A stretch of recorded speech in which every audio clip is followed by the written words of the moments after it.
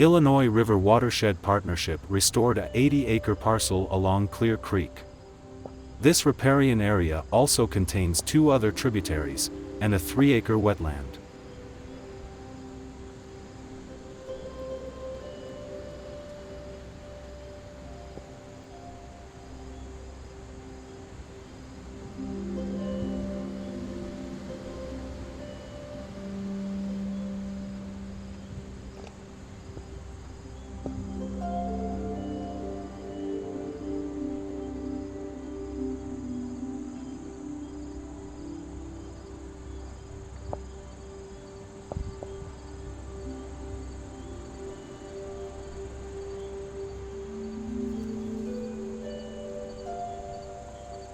What is a riparian area? Riparian zones, or areas, are lands that occur along the edges of rivers, streams, lakes, and other water bodies. Examples include streambanks, riverbanks, and flood plains. They're different from the surrounding uplands because their soils and vegetation are shaped by the presence of water.